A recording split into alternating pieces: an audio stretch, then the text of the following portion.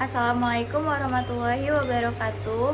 Om Swastiastu, Namo Buddhaya, Salam Kebajikan. Perkenalkan, nama saya Holila Ramadanti dari kelas HE 21X dengan NIM 0711521007. Dibuat dan diuploadnya video ini yaitu untuk pemenuhan tugas ujian akhir semester Hukum Telematika yang diampu oleh Ibu Dr. Maslihati Nur Hidayati SHMH, di mana kali ini saya akan membahas mengenai perlindungan hukum privasi di dunia internasional. Warren dan Brandes mengemukakan dalam jurnal ilmiahnya yang berjudul The Right to Privacy bahwa privacy is the right to enjoy life and the right to be left alone, and this development of the law was inevitable and demanded of legal recognition. Privasi ialah hak untuk menikmati hidup dan hak untuk dihargai perasaan dan pikirannya.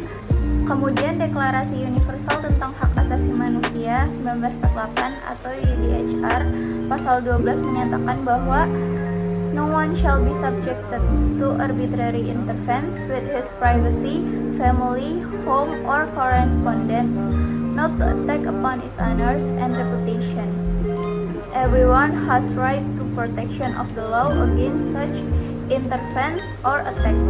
Artinya semua orang harus mendapat perlindungan hukum karena mereka memiliki hak untuk tidak diganggu privasinya, keluarganya, tempat tinggal, dan korespondensi ataupun kehormatan serta reputasinya.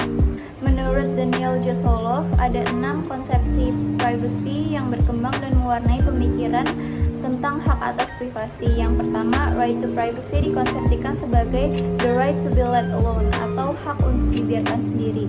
Yang kedua, ada right to privacy dikonsepsikan sebagai limited access to the self atau akses terbatas pada diri. Yang ketiga, right to privacy dikonsepsikan sebagai secrecy atau kerahasiaan penyembunyian hal-hal tertentu dari orang lain. Yang keempat, right to privacy dikonsepsikan sebagai control over personal information. Yang kelima, right to privacy dikonsepsikan sebagai personhood atau perlindungan kepribadian, individualitas, dan martabat. Dan yang terakhir ada right to privacy dikonsepsikan sebagai intimacy atau kontrol atas atau akses terbatas ke hubungan seseorang atau aspek kehidupan. Berikut pengakuan terhadap hak privasi dan perlindungan data pribadi yang diatur dalam instrumen hukum internasional. Yang pertama ada Universal Declaration of Human Rights atau UDHR. UDHR mengatur bahwa hak privasi termasuk dalam salah satu hak asasi manusia yang bersifat fundamental. Pasal 12 UDHR mengatakan bahwa no one shall be subjected to arbitrary interference with his privacy, family, home, or correspondence, not to attack upon his honors and reputation. Everyone has the right to the protection of the law against such interference or attacks. Kemudian ada International Covenant on Civil and Political Rights. Pasal 17 ICCPR mengatur mengenai hak privasi. Pasal ini memiliki bunyi Pasal 17 ayat 1. No one shall be subjected to arbitrary or unlawful interference with his privacy, family, home, or correspondence, nor to unlawful attacks on his honor and reputation. Dan pasal 17 ayat 2, everyone has the right to the protection of the law against such interference or attacks. Selanjutnya yaitu European Court of Human Rights.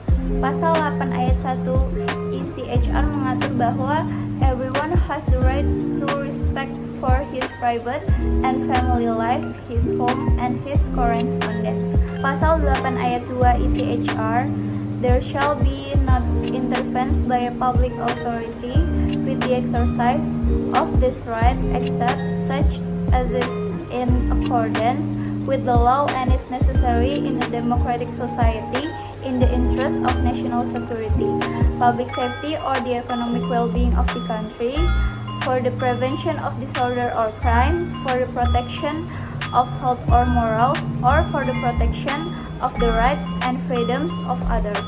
Lalu ada Council of Europe Convention for the Protection of Individuals with regard to processing of personal data. Pasal 2 CITES nomor 18 menyatakan bahwa data pribadi adalah segala informasi yang memiliki keterkaitan dengan pengenalan seseorang. For the purposes of this convention, yaitu meliputi personal data, data processing, where automated processing is not used, controller, dan recipient. Kemudian ada Charter of Fundamental Rights of the European Union. CFR-EU mengatur bahwa hak privasi dalam pasal 7 yang berbunyi everyone has the right to respect for his or her private and family life, home and communication. Dan yang mengatur data pribadi dalam pasal 8 yaitu first, everyone has the right to the protection of personal data concerning him or her. Second, such data must be processed fairly for specific purposes and on the basis of the consent of the person concerned or some other legitimate basis laid down by law. Everyone has the right of access to data which has been collected concerning him or her and the right to have it rectified.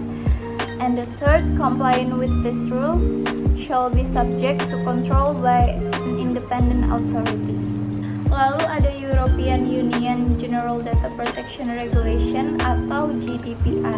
GDPR berlaku terhadap pengontrol data dan pemproses data yang didirikan di kawasan Uni Eropa atau yang berada di luar kawasan namun memiliki target terhadap individu yang berada dalam kawasan Uni Eropa. Sebagai contoh, Facebook di mana penggunanya banyak yang merupakan penduduk negara-negara anggota dari Uni Eropa. GDPR memberikan perlindungan tambahan untuk pemrosesan kategori data pribadi tertentu termasuk pengungkapan asal ras atau etnis seseorang, opini politik, agama, keyakinan filosofis, keanggotaan serikat, genetika, teknologi biometrik, dan data yang terkait dengan kesehatan pribadi. Kemudian ada OECD Guidelines on the Protection of Privacy and Transborder Flows of Personal Data. Instrumen ini merupakan pernyataan pertama mengenai perlindungan data yang mengandung muatan mengenai prinsip perlindungan dan standar minimum bagi negara anggota. Namun instrumen ini bukan merupakan instrumen hukum yang bersifat hard law sehingga tidak memiliki kekuatan mengikat secara hukum. Instrumen ini hanya berupa rekomendasi atau guidelines bagi negara anggota dalam OECD. Pedoman ini memiliki 8 prinsip dalam perlindungan data pribadi, yaitu prinsip pembatasan pengumpulan yang harus sesuai dengan aturan hukum, prinsip kualitas data yang relevan dan akurat, prinsip tujuan yang jelas, prinsip pembatasan penggunaan, prinsip perlindungan keamanan data pribadi, prinsip keterbukaan, prinsip partisipasi subjek data, dan prinsip pertanggungjawaban data pribadi. Peran pemerintah Indonesia terkait hak privasi dan perlindungan data pribadi. Konstitusi Indonesia yaitu Undang-Undang Dasar Negara Republik Indonesia tahun 1945, pasal 28G mengatur bahwa seseorang memiliki hak perlindungan atas diri pribadi, keluarga, kehormatan, martabat, dan kekayaan serta rasa aman dari segala bentuk ancaman yang ada dari kepemilikannya. Berdasarkan pasal tersebut, bahwa setiap orang mendapatkan perlindungan privasi data pribadinya yang didapatkan maupun digunakan oleh orang lain. Penyalahgunaan privasi atas data pribadi merupakan bentuk pelanggaran hak konstitusional. Penyebaran informasi pada era digital teknologi informasi dan komunikasi saat ini begitu cepat, bersifat global dan lintas batas negara menjadi tantangan baru yang menyebabkan meningkatnya resiko terhadap pelanggaran hak privasi. Legislasi dan regulasi di Indonesia yang mengatur mengenai data pribadi terdapat setidaknya dalam 32 undang-undang.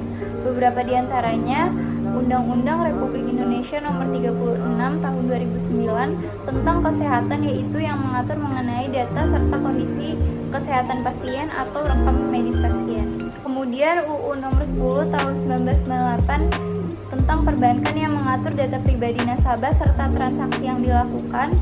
UU Nomor 8 Tahun 1999 tentang perlindungan konsumen, UU Nomor 19 Tahun 2016 tentang informasi dan transaksi elektronik atau UU ITE, dan sebagainya. Serta yang terbaru yaitu Peraturan Menteri Kominfo Nomor 20 Tahun 2016 tentang perlindungan data pribadi dalam sistem elektronik, tetapi aturan-aturan tersebut belum mengatur secara spesifik dan komprehensif mengenai prinsip-prinsip perlindungan data pribadi sebagai hak konstitusional warga negara.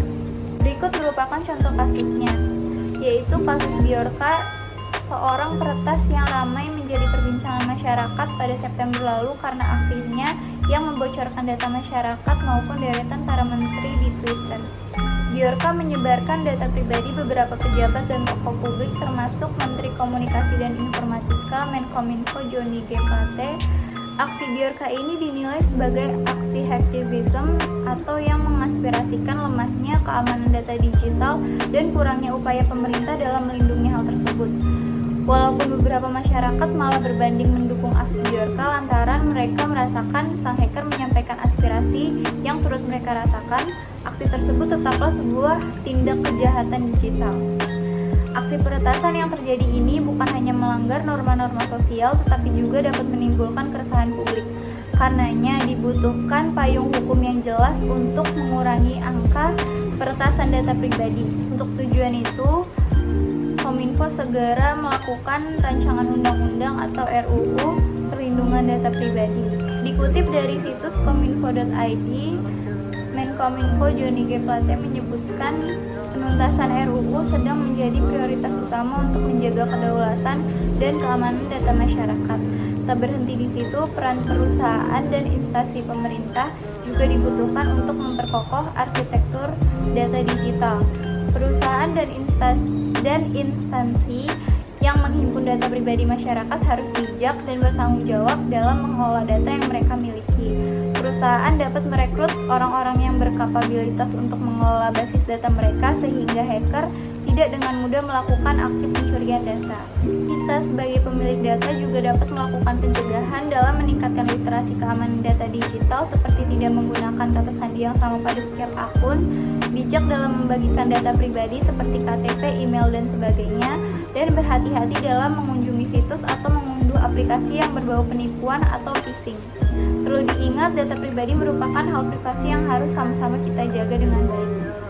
Kesimpulannya, perlindungan privasi data pribadi dan hak privasi diatur di dalam berbagai instrumen hukum internasional, yaitu diantaranya ada UDHR, ICCPR, ECHR, CITES, CFRIU, GDPR, dan OECD, di mana UDHR dan ICCPR yang merupakan instrumen hukum internasional yang berlaku secara universal mengakui bahwa hak privasi merupakan bagian yang tidak terlepas dari hak asasi manusia yang wajib dihormati, dilindungi, dan dipenuhi.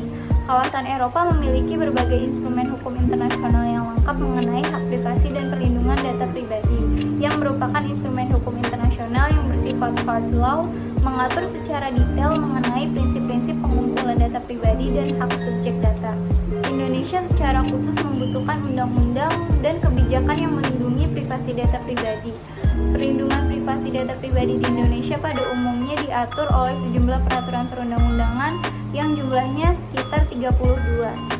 Peraturan perundang-undangan tersebut dapat memberikan dampak yang baik, salah satunya adalah mengangkat perekonomian Indonesia di pasar internasional. Penghormatan dan perlindungan hak konstitusional perlu diatur secara khusus agar dapat menjamin terlaksananya Undang-Undang Perlindungan Privasi Data Pribadi. Maka seharusnya perlindungan privasi data pribadi ditempatkan khusus dalam hak privasi sebagai salah satu hak konstitusional warga negara. Indonesia semestinya bisa membuat undang-undang untuk melindungi privasi data pribadi. Salah satunya adalah pembentukan lembaga khusus atau penunjukan lembaga untuk mengawasi setiap pelanggaran privasi data pribadi yang terjadi di sana. Demikian yang dapat saya sampaikan. Atas segala kekurangannya, mohon dimaafkan dan terima kasih atas segala perhatiannya. Saya ucapkan wassalamualaikum warahmatullahi wabarakatuh.